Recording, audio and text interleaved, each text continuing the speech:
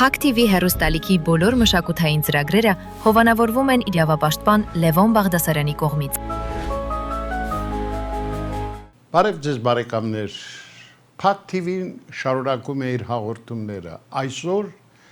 վերհուշ ծրագրից ձեր ուշադրությանն ենք ներկայացնելու հանդիպում երկու շատ հետաքրքիր անձնավորությունների հետ։ Նրանցից երկուսն էլ կրում են Դուրյան ազգանունը, Նարեկ եւ Օհան Դուրյան, հայտնի մարդիկ, որոնց հետ միշտ հետաքրքիր է հանդիպելը։ Ցավոք, մայստրոն այսօր մեր կողքին չէ, բայց Փառք Աստծո առողջ է եւ շարունակում է իր գործունեությունը Նարեկ Դուրյանը։ Դիտենք մոտ 2 տասնամյակի վաղեմություն ունեցող տեսանյութը եւ վերապրենք հրաշալի այն հանդիպումները, որը ունեցել ենք այդ երկու հանրահայտ եւ հանրաճանաչ մարդկանց հետ։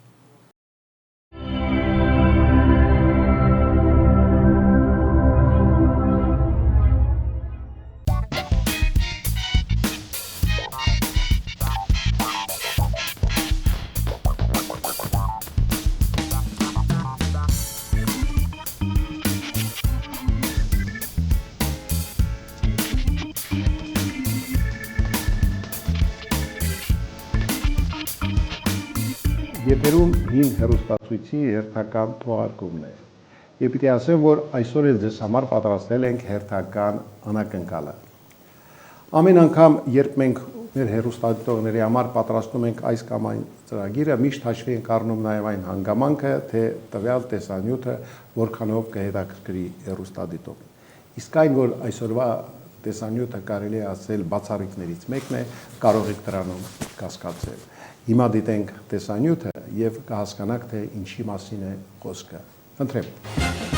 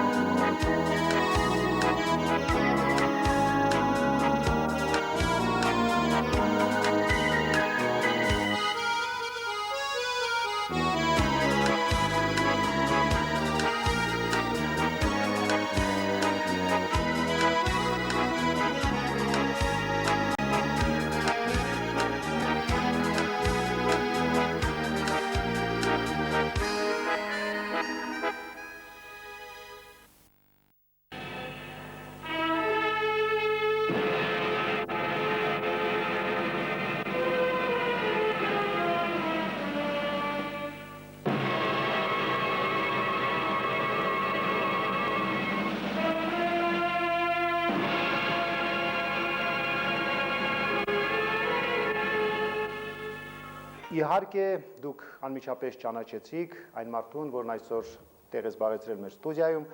աշխարհահռչակ Օհան Դուրյանը, մեր մշակույթի նահապետներից մեկը, մի մարդ, որի հետ հանդիպումը միշտ էլ հաճելի է եւ կարծում եմ հատկապես մեր հեռուստադիտողների համար, պարոն Դուրյան, այսօր իրոք հաճելի անակնկալ է։ Իրոք Օհան Դուրյանի ձեռքերը դրանք յուրահատուկ ձեռքեր են, բայց այսօր ուզում եմ մեր զրույցը սկսենք այնուամենայնիվ այսպիսի մի հարցով։ Չնայած այդ մասին գուցե եւ ժամանակին շատ է գրվել ասվել, երբ ինչպես Օհան Դուրյանը եկավ դեպի մշակույթ, երբ սկսվեց մայստրո Դուրյանի ուղին դեպի դիրիժորական պուլտ։ Սա երկար պատմություն է։ Պետք է ասեմ, որ առաջին քայլերս արել եմ Նազարեթ քաղաքում։ Ես ուրեմն ծնվել եմ Երուսաղեմում եւ 6 տարեկանից գնացել եմ Նազարեթ քաղաքը դպրոցը, այնտեղ մի օր դնորենը ֆլեյտաներ բերեց եւ ուզեց իմանալ ով ուզում է սովորել։ Ես ամենափոքրն էի աշակերտների մեջ եւ չէի կարող ծագերը լավ պագել եւ անջորնի ցայներ էի հանում։ Ուզեց վերցնել ինձանից, ես սկսեցի լասինել եւ դրան վրա ինքը ասեց, որ քանի որ այդպես ուզում է սովորել, ուրեմն սովորիր։ Եվ այդպես սկսվեց, սրանք եղան առաջին քայլերս։ Պետք է ասեմ, որ դունը ոչ հայրս, ոչ մայրս երաժշտությունից ոչ մի գաղափար չունեին։ Այդ առաջին ցայները, ֆլեյտայի ցայները իմ մեջս մի բան արտրանսվել են, ինչպես երևում է, եւ դրանով սկսեցի իմ առաջին քայլերս։ Ավարտել եմ դպրոցը 1939-ին, երբ պատերազմը սկսվեց, երկրորդ պատերազմը սկսվեց, եւ դրանով ես, քանի որ այդ դպրոցը որ հաճախում էի, ես գերմանական դպրոցեր, պետք է այնտեղից գնայինք, տոնեինք դպրոցը, եւ ես իբր դասադուլ գնացել եմ Պետրեհեմ քաղաքը, նայեցեք, ցեզ ես այնքան սուրբ դերեր եմ նշում, Երուսաղեմ, Նազարեթ, Պետրեհեմ, եւ երևի դրա համար է որպես մի փոքրիկ սրբություն իմ մեջքից ծեծեմքից վրա գա, թեև սուրբ չեմ։ Եվ 57-ին ուրեմն եկել եմ Բասկեն կաթողիկոսի հրավերով, եկել եմ Հայաստան, այստեղ ընդունվել եմ ֆիլհարմոնիայում, իբրև երկրորդ դիրիժոր Մարոնցյանին գողքը, 2 տարի հետո անցել եմ գլխավոր դիրիժորի պարտականություններին եւ ավասիկ սա իմ գարջ իմ գծակրությունից մինչև աշխատանքներս եւ գործունեությունս Հայաստանում։ Մայստրո, իհարկե ես հիշում եմ հատկապես մեր սերունդը ինչպիսի մեծ ոգևորություն էր ապրում 70-ական թվականներին, երբ օպերային թատրոնի բեմահարթակում հանդես էին գալիս մեր լավագույն արտիստները, մեր լավագույն խմբերը եւ Օհան Դուրյանը իհարկե այն ժամանակ պարզապես այնպիսի մի անակնկալ էր մատուցել բոլորին, որ հիշում եմ թե ինչպես բոլորը հարցում են այսօր ով է դիրիժորը, Օհան Դուրյանն է, այո, ուրեմն բոլորս գնում ենք ներկայացմանը եւ հանկարծ շատերի համար անսպասելի Օհան Դուրյանը նորից հայրենիքից հեռանում է։ Այս պատմությունը մի փոքր մութ է մնացել, միգուցե որոշ լույս գցենք վարակույրների ետևում մնացած այդ պատմությանը։ Ինչի մութ մնացել չեմ հասկանամ, ես կարծեմ թե սա ճիշտ ես ասում, պետք է որ ժողովուրդը իմանա ինչի եմ գնացել Հայաստանից։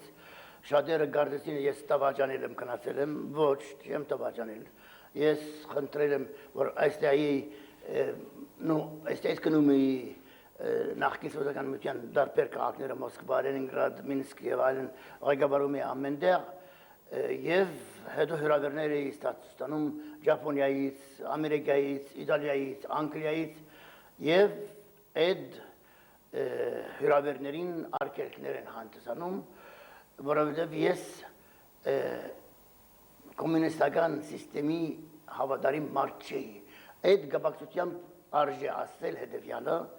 Արամ Խաչատուրյանը մի օրը գնում էինք դեպի կոմպոզիտորի միությունը կարերով, ինձ ասում է Օհան, ես երբ որ գնում եմ GDR, Չեխոսլովակիա, Հունգարիա, ամենտեղ գնում եմ այնտեղ կոմասիտ մեծ խվասանքներ եմ լսում, բայց այդպես տապ դարով իմ վրաս ասում է, բայց իմացիր, որ դու մինչև որ դու մեր մարդը չլինես, ոչ մի տեղ չես հասնի։ Այսինքն մեր մարդը, այսինքն պետք է փչեի կոմունիստական տրոմպետը, որովհետեւ մարդը լինի։ Ես էլ այդպես մարդ չէի, ես ասում էի ինչ որ միտքես կար, ասում էի։ Ես չէի սպառվում քաղաքականությամբ, բայց արվեստի մեջ ինչ որ ինձ դուր չէր գալիս, ես ասում էի, բայց դա ինչպես գիտենք դա հաճելի բան չի այստեղ, չեն սիրում այդ բանը, մարդիկ ուզում են, որ անընդհատ ծածկես եւ alles մենակ գովասանքներ անես սիստեմին եւ այլն։ Ես այդպես մարդ չէի։ Բնական է, որ բոլոր այն սրբավայրերով անցած մարդը, ինչպես դուք ասացիք, չէր կարող համակերպվել այն տարիների խորհրդային համակարգին, բայց այնուամենայնիվ Օհան Դուրյանին սիրում էին նաեւ այդ ամենի համար, որ նա նույն Օհան Դուրյանն էր, նույն մանկրությամբ Եվ ես այժմ առաջարկում եմ դիտել մի տեսագրություն, որը կատարել եք մի քանի տարի առաջ, երբ ես Միացյալ Նահանգների թղթակցական կենտրոնն էի ղեկավարում, պիտի հիշեք այդ հարցազրույցը, Ամերիկայի մեր բարեկամների համար արեցինք այդ հարցազրույցը, եւ այնտեղ դիտենք դուք կհիշեք թե ինչ ասացիք, խնդրեմ տեսագրությունը։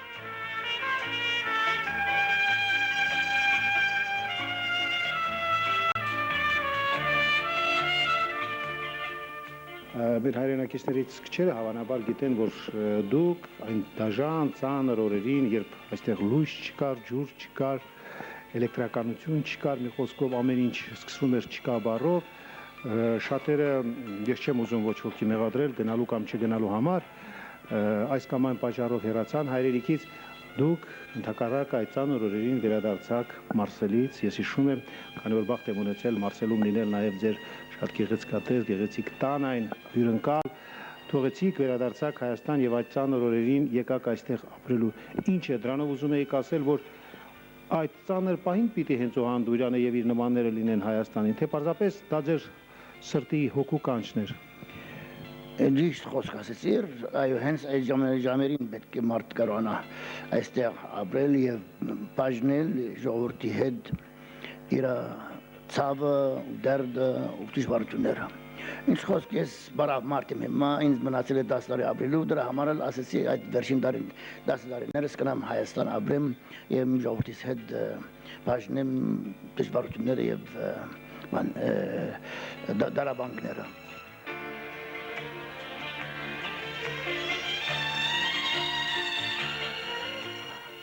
Մայստրո, իհարկե 91 թվականին, ինչպես ասացի, դուք վերադարձաք Հայաստան այն ծանր պայմաններին, այն ծանր օրերին, եւ գիտեմ, որ երբեք չեք զղջացել, դուք տեսագրության ժամանակ էլ ասացիք, որ որոշեցիք, որ ժողովրդի հետ լինեք նաեւ այդ ծանր պահերին, այդ ծանր օրերին։ Այնուամենայնիվ այժմ երբ անցել է գրեթե 7 տարի, այո, դուք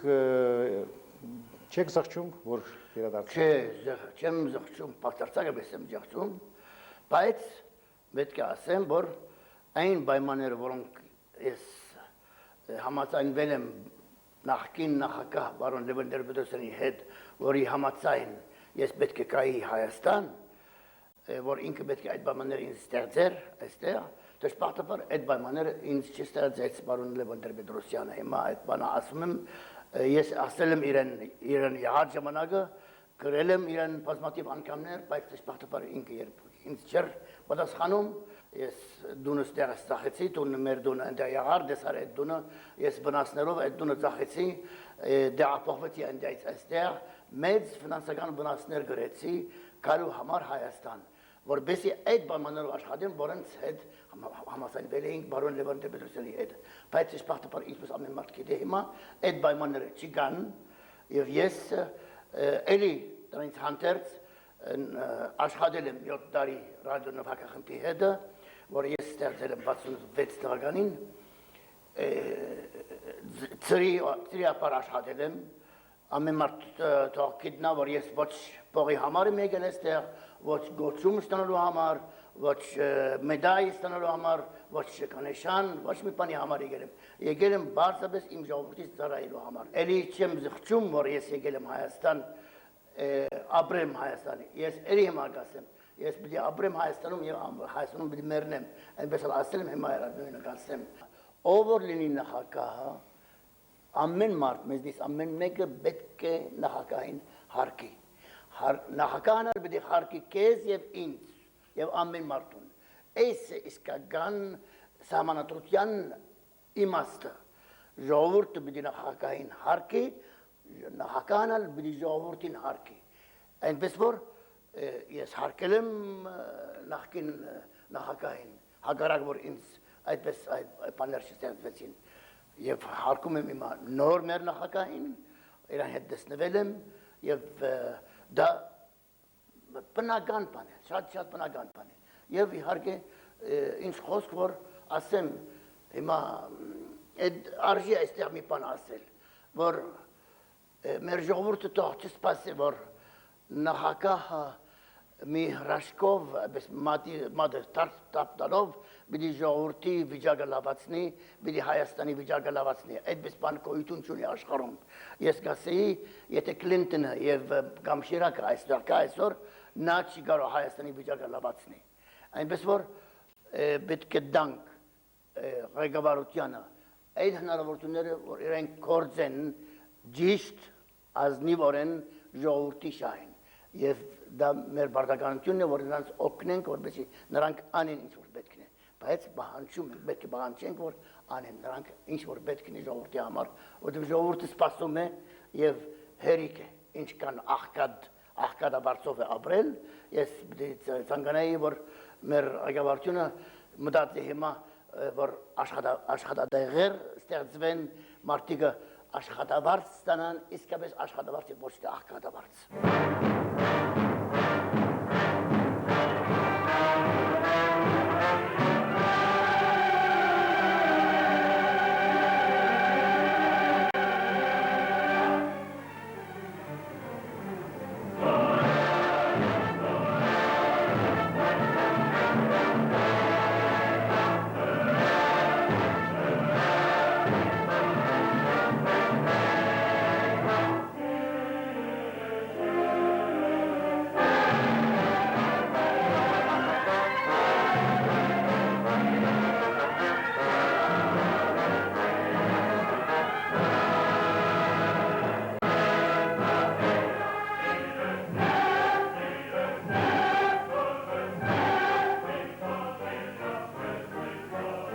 Իհարկե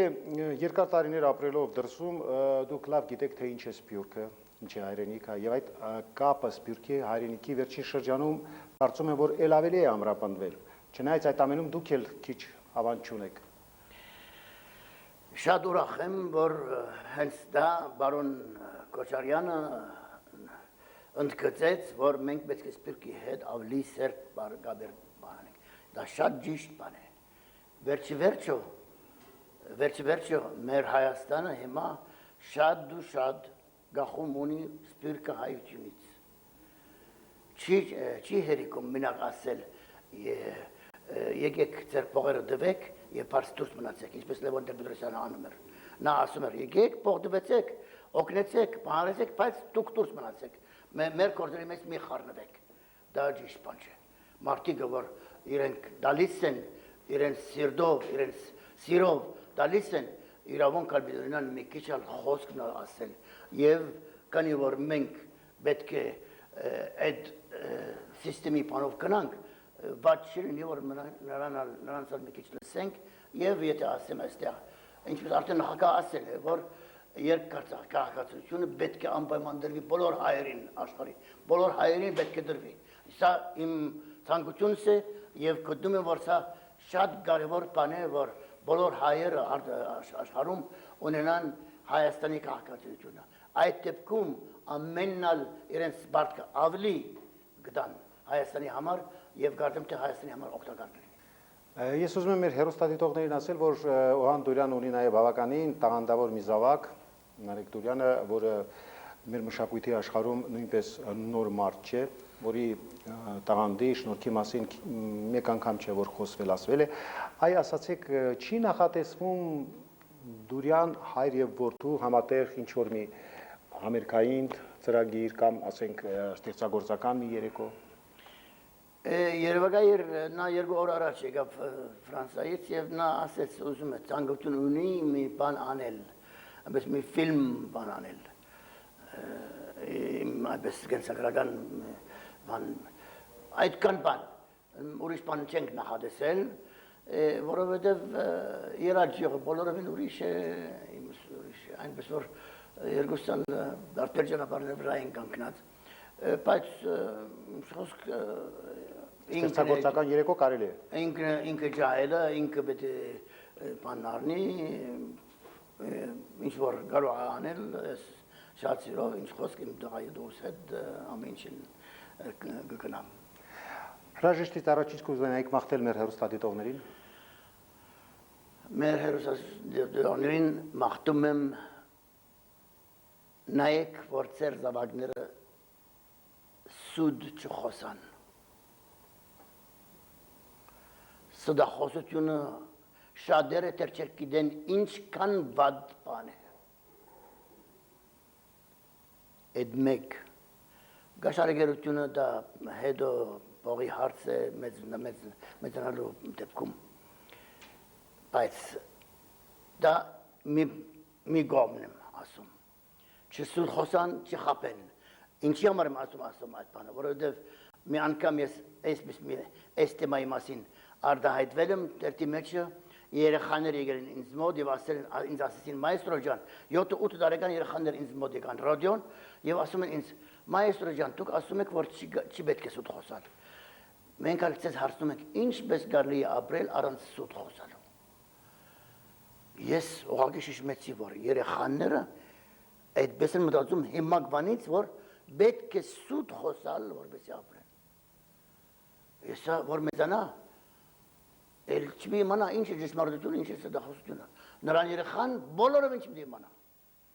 Եվ դրա համար իմ խոսքը ցես բոլորիդ։ Նայեցեք որ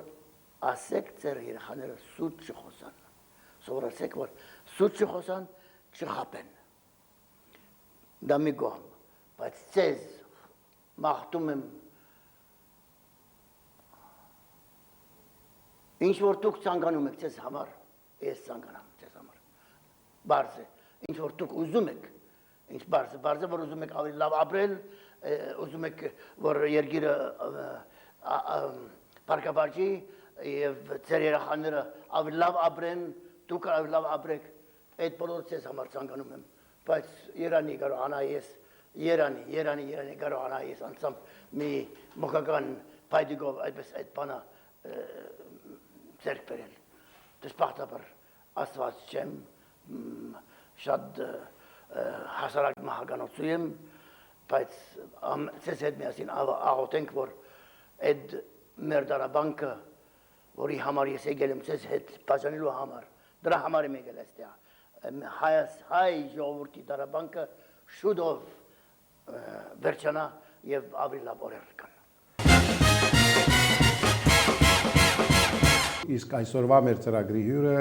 շատ ցանկալի հյուրը Նարեկ Դուրյանն է մեր տաղանդավոր բեմադրիչներից մեկը մարդ որին երկար տարիներ բախտ ունեմ ճանաչելու որի հետ լավ ընկերներ ենք Նարեկ ես հասկացա որ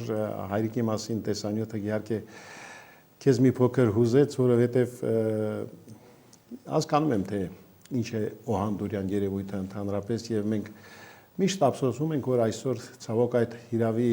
տաղանդավոր վառ անհատականությունը մեր կողքին չէ Դե ինչպես ասվում է սելավի կյանքն այդպես է ինչ անենք ուրիշ եթե իմանայինք թե ինչպես կարող ենք դրա դեմ պայքարել բոլորս կպայքարեինք այո այդպես է Այսինքն կյանքը հիմա ձեզ համար հատկապես մինչև Օհան Դուրյանը եւ Օհան Դուրյանից հետո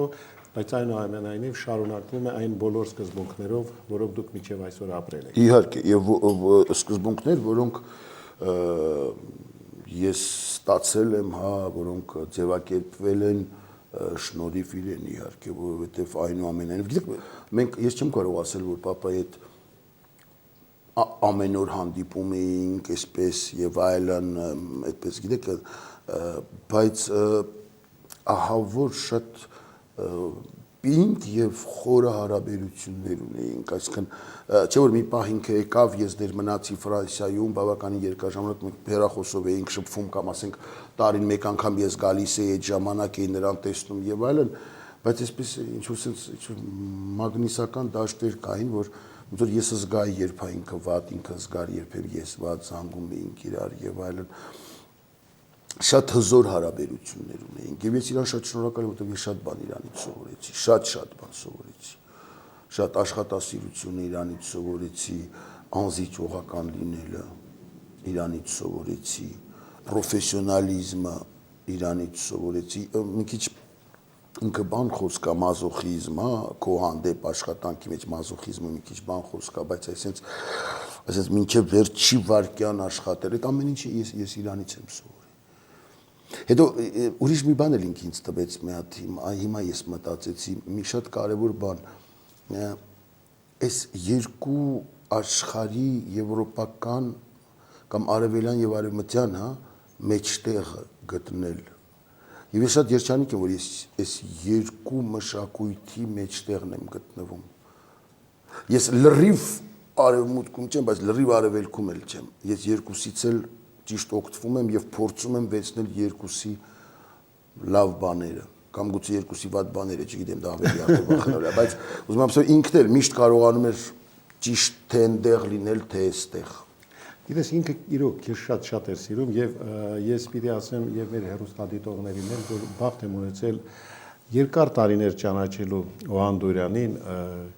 նույնիսկ այն ժամանակ, երբ նա ապրում էր արտերկրում մի քանի անգամ հանդիպել եմ, իր տանն եմ եղել եւ գիտեմ թե որքան էր սիրում Հայաստանը, իսկ երբ եկել էր այստեղ անընդհատ խոսքից գնում քո մասին եւ ասում են շատ ուրախ եմ Նարեկի համար, որտեւ Նարեկը ճիշտ կողմնորոշվել է կյանքում, ուրախ եմ որ նա այդպեսին է, բայց մի փոքր ափսոսում եմ որ չեմ կարող նրան այլևս ինչ որ բան տալ, որտեւ Նարեկին այլևս ավելի ճիշտ Նարեկն այլևս իմ օգնության կարիք չունի, նա ինքնուրույն մարդ է, ստեղծագործող եւ չեմ էլ ուզում որ խանգարեմ, թող լինի այնպեսին ինչպեսին կա։ Ես դրա համար եմ նրան շնորհակալ, որովհետեւ ինքը օրինակ ես հիմա նույն բանը փորձում եմ իմ երեխաների հետ անել։ Ես չեմ խառնվում։ Պետք է կզանգեն, պետք է կգան։ Պապան մի շատ հետաքրքիր բան էր, որ ցավոք շատ հայ ծնողներ չունեն, ես պետք է դա ասեմ եւ ես էլ եմ փորձում այդպես անել։ Մենք հրաշալի ծնողներ ենք հայերս, բայց մի մոմենտ կա, որ սկսում ենք արդեն շատ ճնշել երեխայի վրա։ Մի պահ կա, որ մենք պիտի հասկանանք, որ պետք է թողնես երեխային արդեն հանգիստ։ Դա իմ կարծիքն է, գուցե ես սխալ եմ, բայց ինձ թվում է ես ճիշտ եմ, որովհետև երեխայից ունենում ի վերջո ոչ թե քեզ համար։ Դու երեխայից ունենում ոչ թե որ հետո ինքը մեծանա դու նայես տեսնես ու ամեն ինչը հետ գա դեպի քեզ։ Ոչ,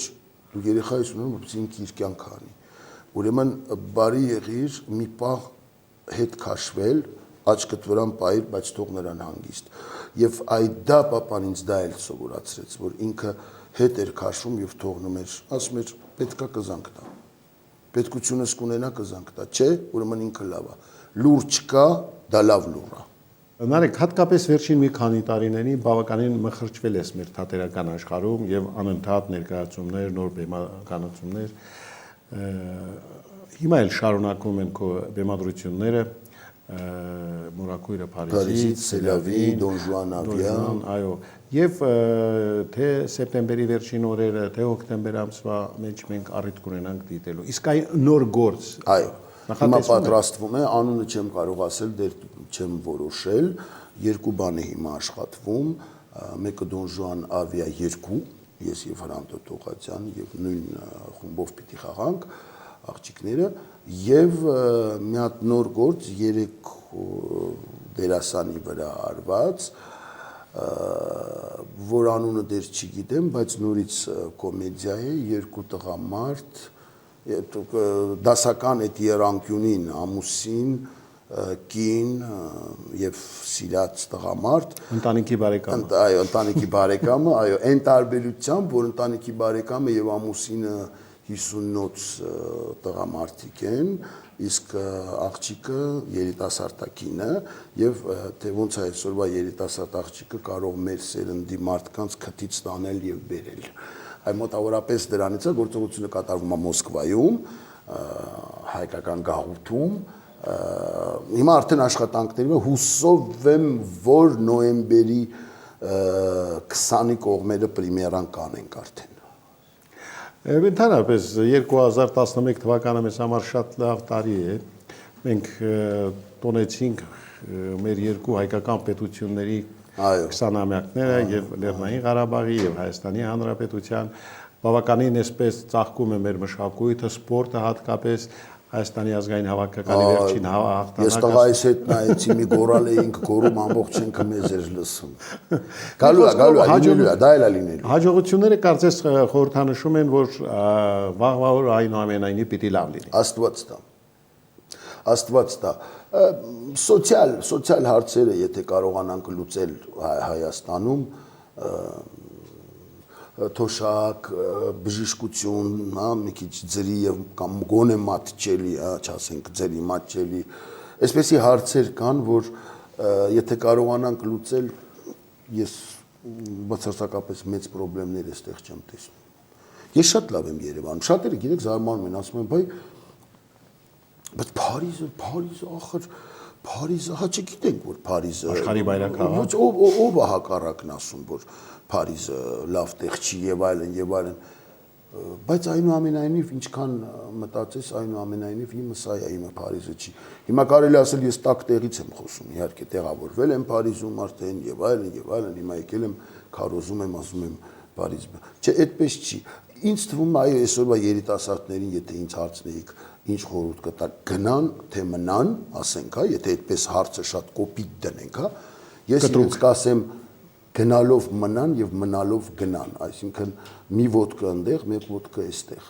կարողանան եւ դրա մեջ ոչ մի վատ բան չկա, չկտրվել իրենց երկրից եւ օգտվել լավ բաներից այնտեղի եւ լավ բաներից այստեղի, մեկ ոդկա այնտեղ, մեկ ոդկա այստեղ, եթե հնարավոր է։ Ու այսօրվա ջահելները ես տեսնում եմ բավականին խելացի են, մեկ խնդրեմ ունեն, կարդացած չեն, բայց երևի դա էլ դարը փոխվել է երևի արդեն չգիտեմ։ Ժամանակակից տեխնոլոգիաների դարում մի տեսակ գիրքը մղվեց երկրորդ պլան։ Ես չեմ կարողանում, գիտես Համլետ, մեկ որ ասում են ինտերնետով կարդա, ես այդ գիրքը, եթե sense այդ ախր կարդալը հոմենակ նայել ու կարդալ չի, այդ գիրքը որ բացում ես, այդ էջը փոխում ես, մի հատ ծալում ես, դնում ես կողքը, այդ գիրքը, այդ բանը, Ես ինտերնետով կարդում եմ ու ավելի պրիմիտիվ բաներ եմ կարդում, ինչ իմ գրադարանում գտնվող, չեմ հասկանում։ Ես չեմ ստանում այդ աուրան գրքի, հա, չեմ ստանում, չեմ հասկանում ինչ եմ կարդում։ Նորից պետք է կարդամ, որ հասկանամ այդ էկրանի վրա այդ բանը սխմեմ, իջնի, սխմեմ, բարձանա, բադակ փողարինին, շխկոցին, այն անկողնու մեջ կարդալ։ Չգիտեմ, գուցե իսկապես կարող է հին մարդ ենք դառնում։ Գիտես, ես հիմա առաջարկում եմ մի պահ մեր զրույցը տատենք, տեսագրություն դիտենք Սելավից մի հատված, քո ներկայացումները շատ ինքնատիպ են եւ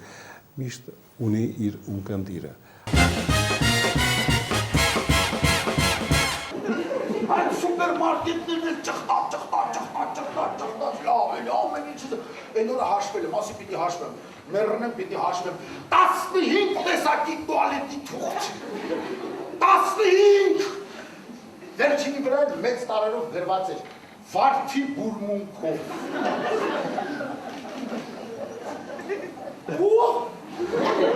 Քիքիսնես տարբեր գույնի ոնց որ ծիածան սենց դիմաց ես դրված է ճիշտ է գույների մոմենտը չհասկացա իսկապես այ հա ուզում եմ հասկանամ ինչից ելնելով հենց այս գույնն ես վերցնում այլ ոչ թե դա չի է դա կապված դա հոգեկան վիճակ քաղաքական կողմնորոշում Կաֆենիտ գույնը տան, մոդա, ապսոս չէ սովետը, ունեինք, չունեինք, կատ պրավդա գազետա ունեինք։ Շատ եմ լավ ես, նախ կարդում էինք, հետո օգտագործում, հետո հոգեկան բավարարվածություն ստանում։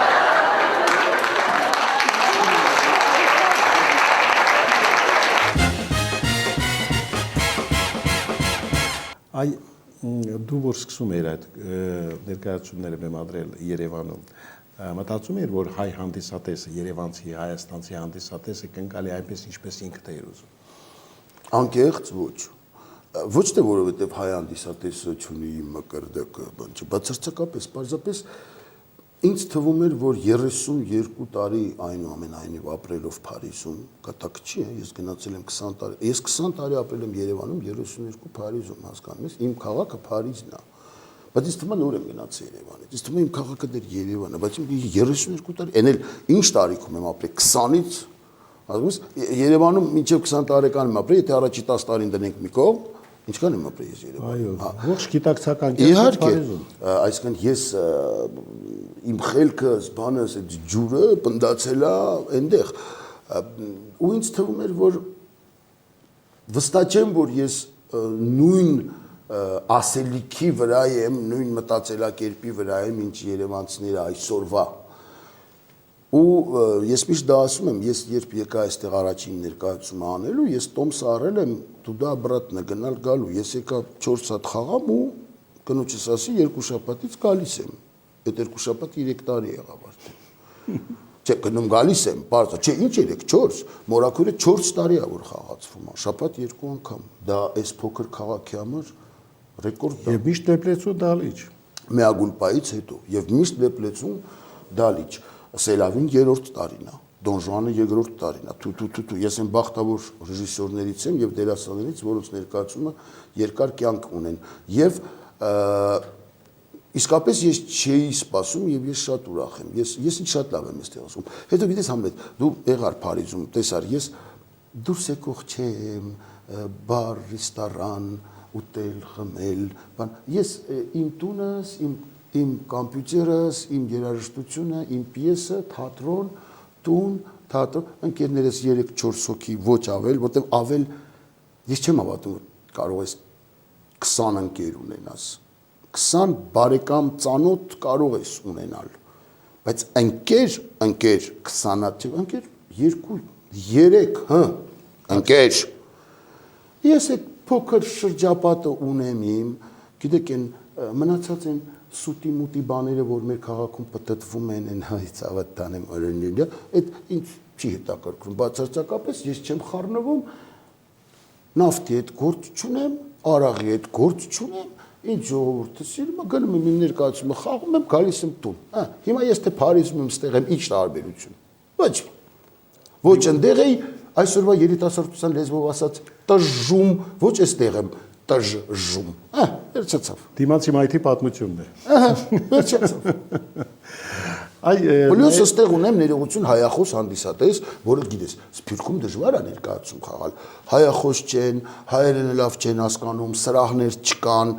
կոմունիկացիան չկա, հեռուստատեսություն Ֆրանսիայում չկա, ռեկլամա անես, որքան հայ պիտի զանգես,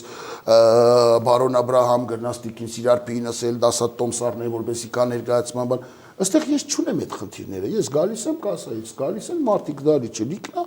ես խաղում եմ, ես գնում եմ։ 52 տարեկանից ինչ է ավելի ինձ պետք է մտա։ Պատվավոր թոշակ անցնելու համար։ Ոչինչ։ Դե դեռ վաղ է թոշակի մասին խոսել։ Ինձ ուրախացնում է նաև այն հանգամանքը, որ հիմնական դերասանական խումբը, որի հետ աշխատում ես, դու կարողանում ես այդ կորիզը պահպանել։ Ինչ է, փորձ չի արվում նորերին գտնել բերել, թե պարզապես փորձած թանը անփորձվածունից լավն է։ Հաստատ։ Հետո կա այսպեսի բան, ես մի սկզբունք ունեմ։ Թող դերասանը ավելի աղանդավոր նվազ լինի, բայց մարդ լինի։ Գիտես, զարմանալի կերպով, երբ գնում ես թատրոն, թատրոնի ինտրիգան ես բեմի վրա զգում եմ։ Ես զգում եմ, որ հարաբերությունները իրանց մեջ կուլիսից են կողմ լավը չեն։ Զարմանալի է, չէ՞, իրանք դրա մասին չեն խոսում։ Այո։ Բայց զգում ես, այս սրան չի սիրում։ Զգացվում է, միևնույն է, զգացվում է։ Դրա համար ես իմ ներկայացումներում, որ իմ շուրջը մարդկանց եմ հավաքում, այդ են մարդիկ են, որ ես գիշեր ժամը 3-ին կարող եմ զանգ տամ, ասեմ, ինձ լավ չեմ զգում, իրանք 5 րոպեից լինեն իմ կողքը եւ հակառակը ես նույնպես։ Դրա համար այդպես որ ասեմ, ես շատ եմ փնտրում նոր մարդիկ վերցնել, ոչ։ Իմ կորիզը կա, մենք իրար շատ լավ ճանաչում ենք, իրանք ինձ 5 մատի պես գիտեն, իմ լավ կողմերը, իմ գիժ կողմերը, իմ էքսցենտրիկ, էգոսենտրիկ կողմերը, ես իրանք շատ լավ գիտեմ, բայց իհարկե տեղ կգա, որ ես ստիպված կլինեմ նոր մարդկանց գտնել, 20-ից 30 տարեկան դերասանական, ասենք, կազմերի մեջ, որ շատ դժվար է մարդ գտնել, մարդ ուզում եմ ասեմ դերասաններ գտնել, ով կա զբաղված են սերիալներում, ես հասկանում եմ, գոնե այդ սերիալների մի լավ բանը, մի լավ բան, ուրիշ բան չկա լավ, այդ մի լավ բանն է, որ կա, որ մարդկանց կերցրեց։ Աշխատանք ունեն։ Չնայած մի վատ բան էլ էստեղ կատարվեց,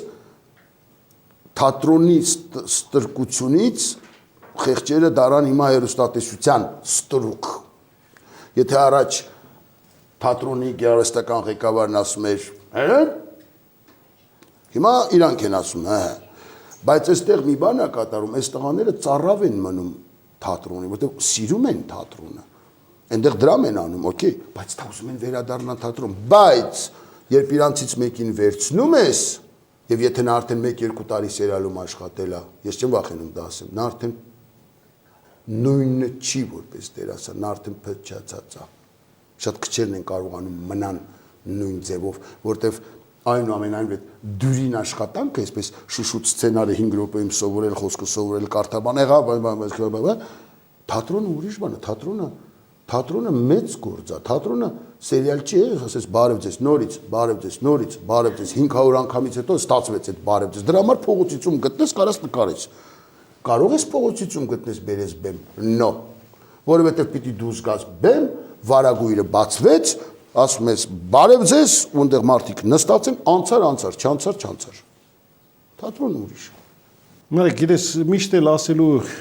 խոսելու շատ բան է կա քեզ հետ, բայց ամեն անգամ ժամանակը մի տեսակ արագ է թռչում եւ չենք հասցնում խոսալ։ Ուղղակի այսպիսի